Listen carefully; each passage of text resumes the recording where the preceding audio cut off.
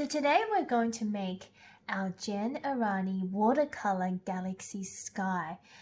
So to do that, we're going to create a landscape where it's going to be very cold, and we can put mountains and trees and a night sky into our painting. What you will need for today's tutorial is you will need that small piece of paper that's a little bit rough on one side. It's a bit thicker than your normal paper. It's the watercolor paper that is in your art kit. So you will need to get that out for our project today. You will also need from your art kit your paintbrush and the textures that were included in your kit as well. You don't have to use the ones that were in your kit if you have your own colored textures, as long as they're not permanent markers. We are going to need 3 of those in 3 different colors, and you can choose.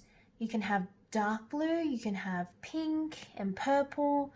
I'm going to choose yellow, blue and black. And I'm going to have the lightest down the bottom, then the blue, and then the black, which is the darkest, at the top of my picture. So pick any 3 colors that you want to work with. I suggest if you do have a dark blue or a purple that you use those colors, or if you'd like to go with yellow and pink and blue, that's also okay. And then apart from that, you will need a pencil,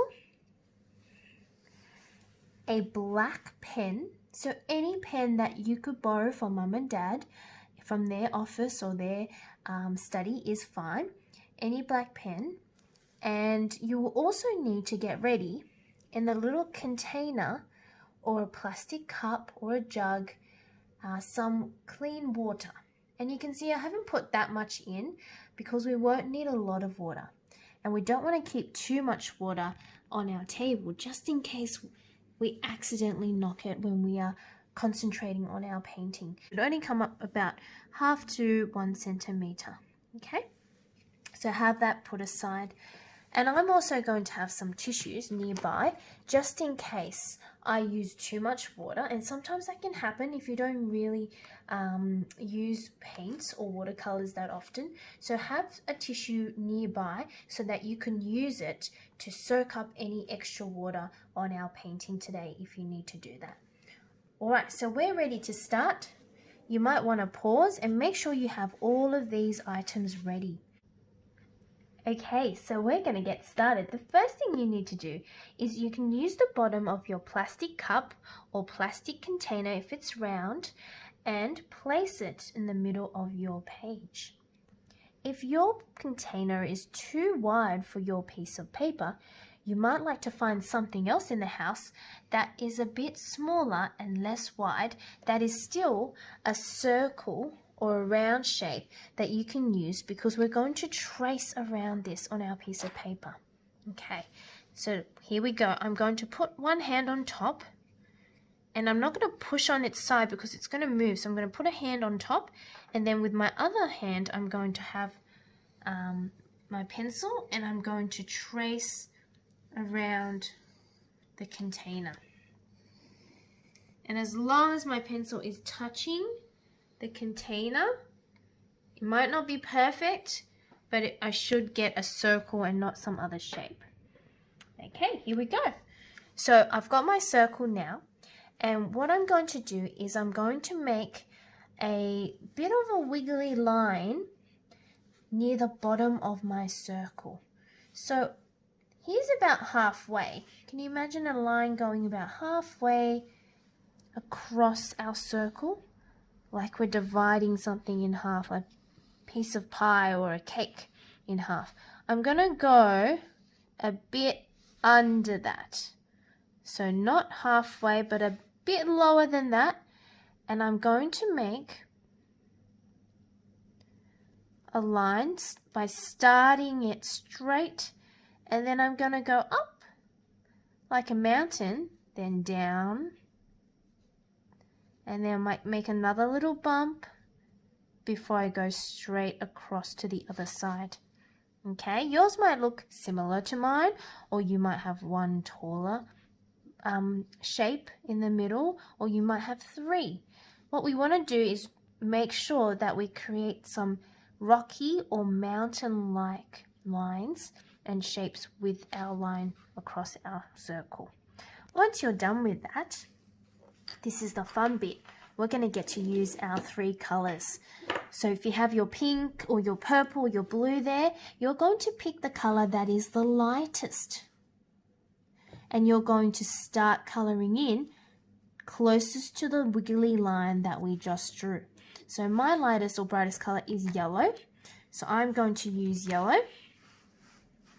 And how I'm going to color is, it doesn't really matter, okay, if it's a little bit edgy and a little bit scribbly, but I do want to color in as much of the white space as I can. So I'm going to start, because sometimes I can go outside the lines, I'm going to start by tracing around my mountain so I can make sure that that's the boundary, that I'm not going to go past that down to this space, because I'm going to color up. So from that line, be very careful around the edges because we don't really want to go out. We will cut this out eventually. And we're going to color in using lines that are really close together, and you can make shorter lines if you like, if you're not sure how confident you'll feel about not going outside the shapes. But when you get confident, you can make those lines a little bit taller, a bit longer. Okay, see, I'm just going over the top, making sure there are no white spaces in the middle, but it doesn't matter if it looks a bit scratchy at the top.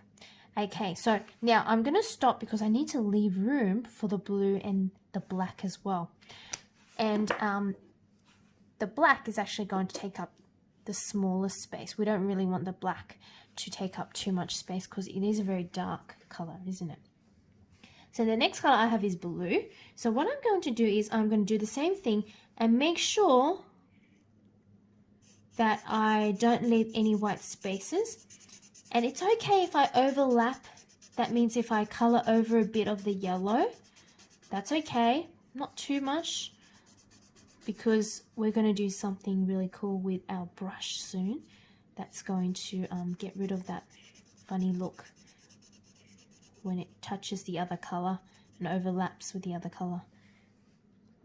See, these two colors are actually blending together. Blue and yellow blending together. And you can see they're making a secondary color. What color does blue and yellow make? If you're thinking green, you are absolutely right.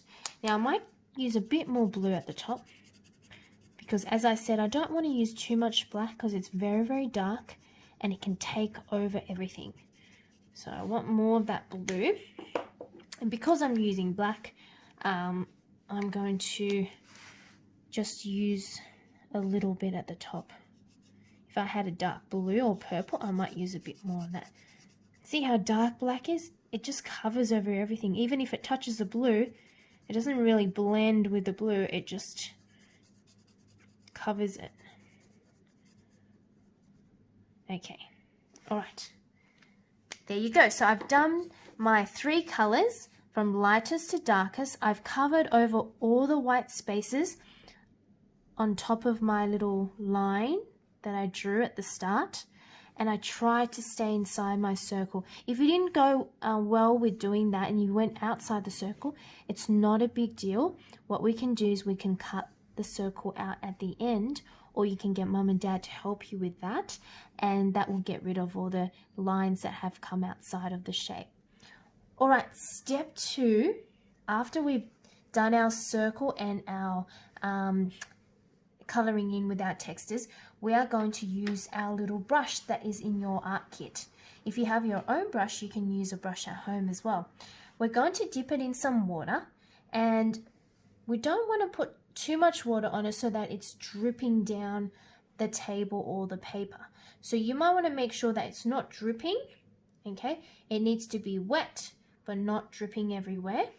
And then what you're going to do is you're going to start painting, putting that water, spreading it using your brush over first the yellow layer. And I can feel the brush going dry because it starts scratching my paper. So then I went back for some more, dipped my brush in some more water. There I go again.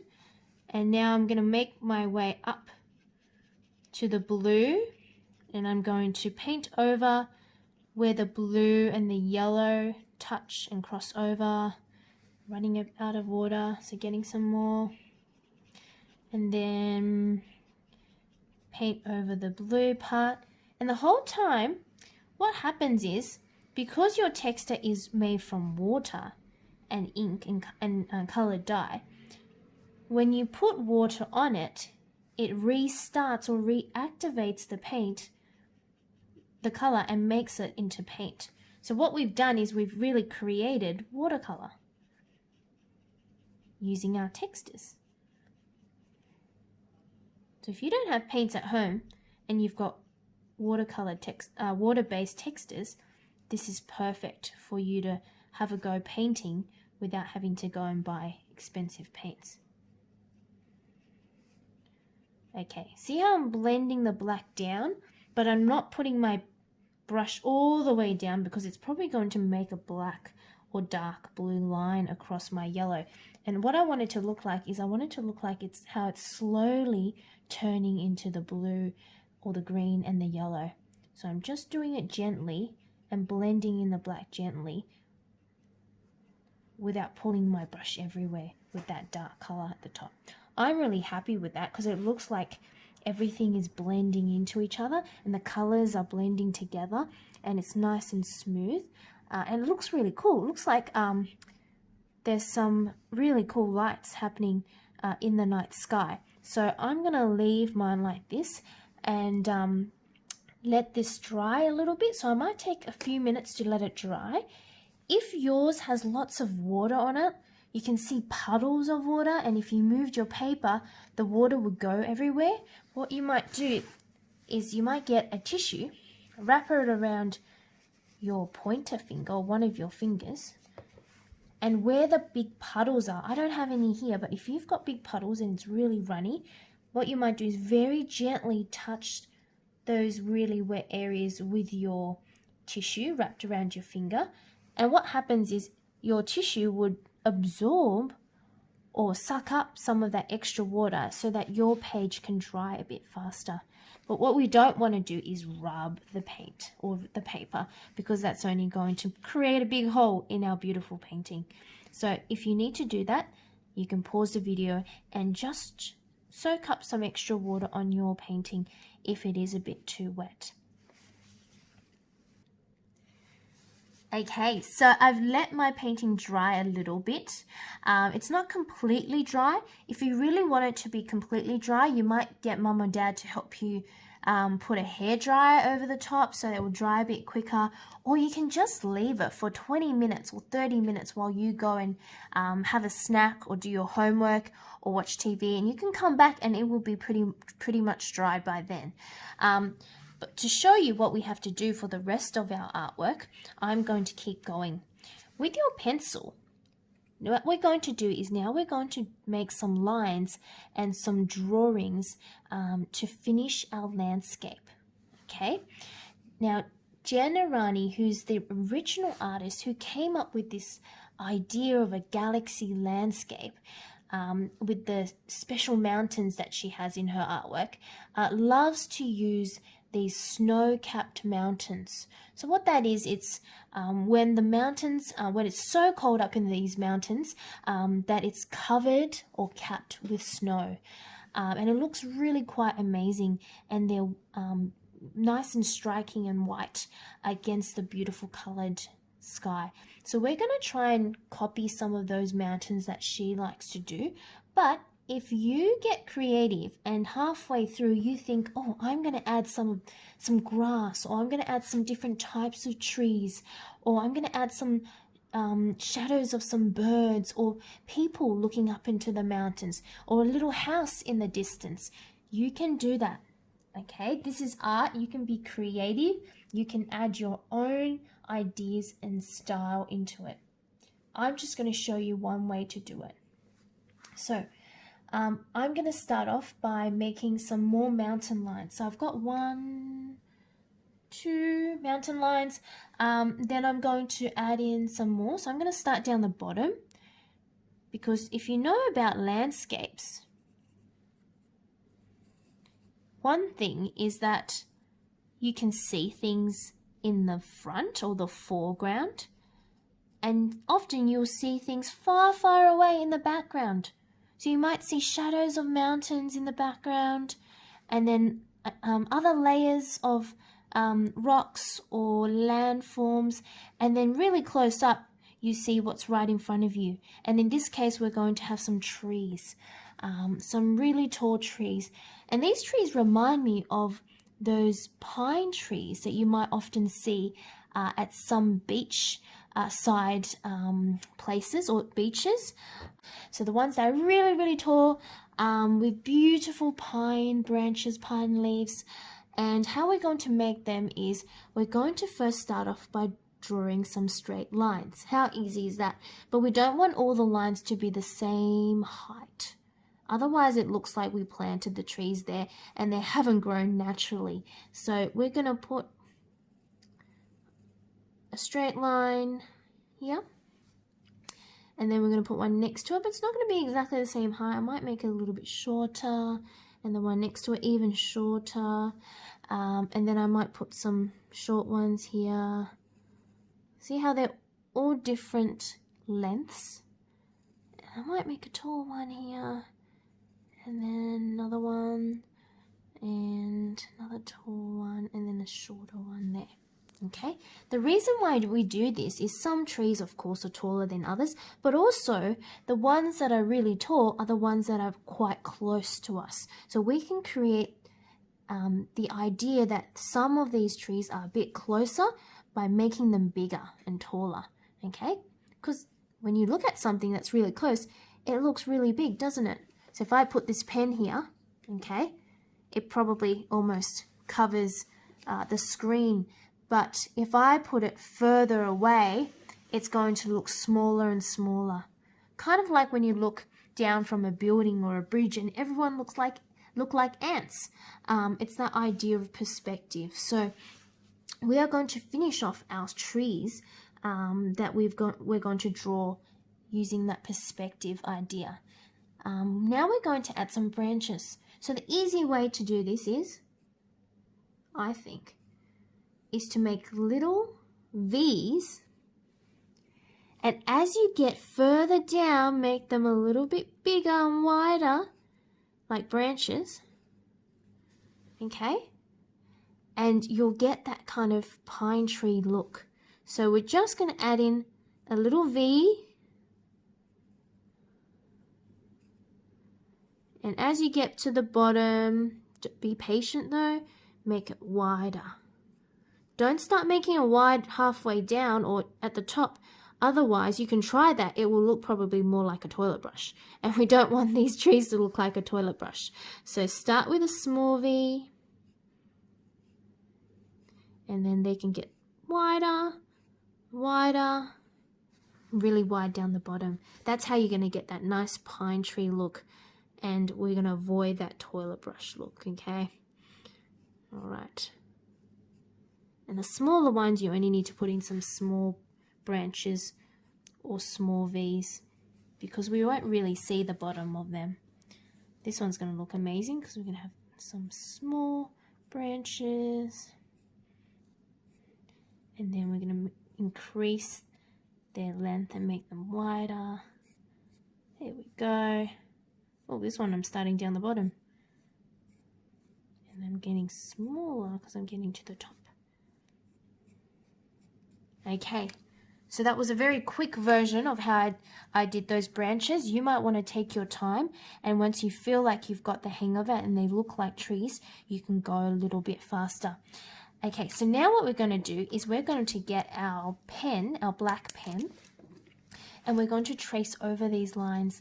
And so we're going to start first with, oh, my pen's a bit cold, so going to warm it up, and we're going to start with that first mountain outline that we did right at the start after we made our circle, and make sure that's nice and dark and clear so you can see.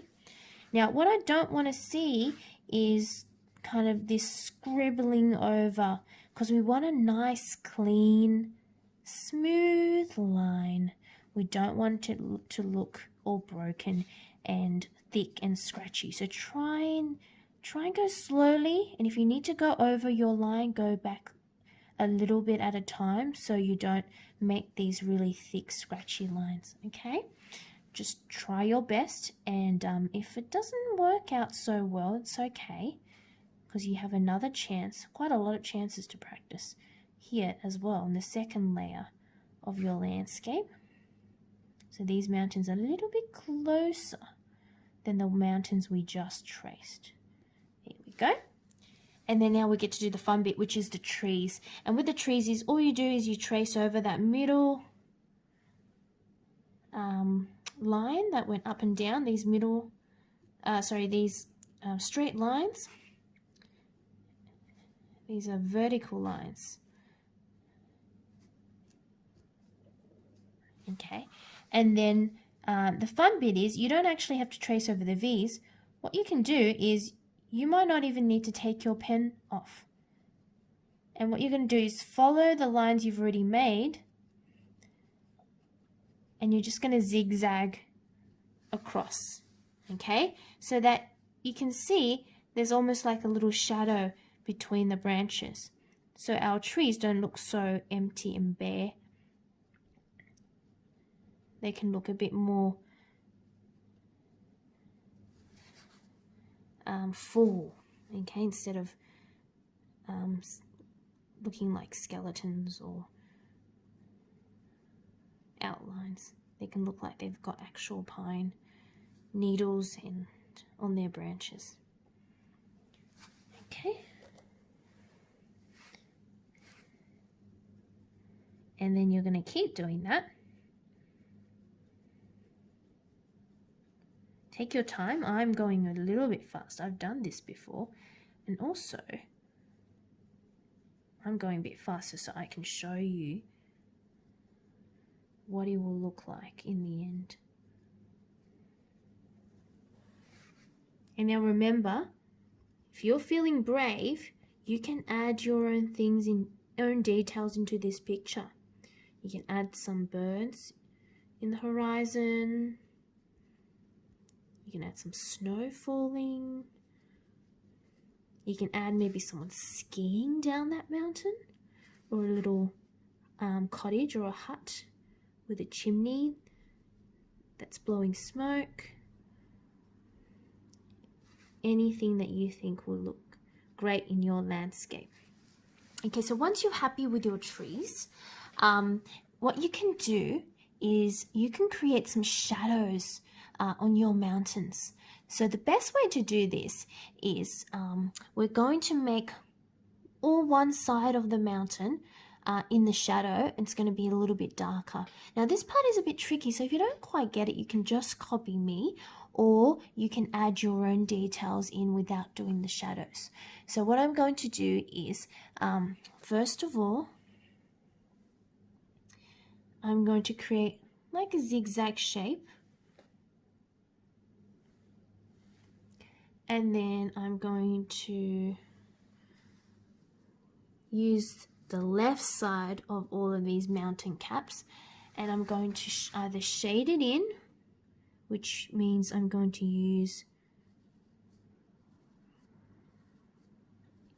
these parallel lines, these lines that are really close together, and I'm going to go in the same direction until I fill in that funny looking shape there on the left side of the mountain. Can you see how that makes it look a bit 3D? It makes it look like it's pointy at the top and that it slopes down or slides down on the left side of the mountain. And that's the side of the mountain that doesn't see as much of the sunlight at this time of the day. So I'm going to do the same thing with this bottom mountain. and I might have some different shapes, and I'm going to just use those parallel lines. The trees are blocking most of it, so I don't really need to fill in all that space, just the white space that's around the trees. And then I'm going to do the same thing with this this peak, this mountain peak. See, every time it comes up like a triangle, it's called a peak. And actually the very top of the mountain is called the peak. And then I'm going to do this one as well.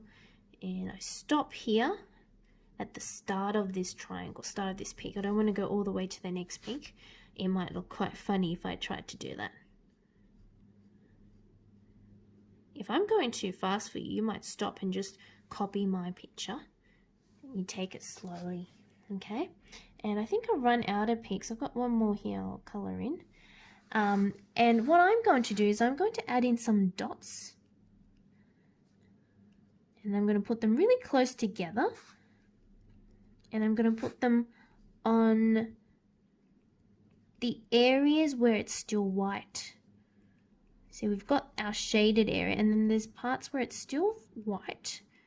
I'm going to add dots there to make it look like it's not just the paper, it's not just a blank piece of paper, but it's actually parts of the snow that's been piled onto my mountain. So I'm creating a bit of texture, okay? Because we don't want our paintings to look flat. We want them to look as 3D and realistic. And we want them to pop. So I'm creating some dots to make sure we can see that there's snow on those other areas, even in these shaded areas, but they're just in the shade and not in the sun.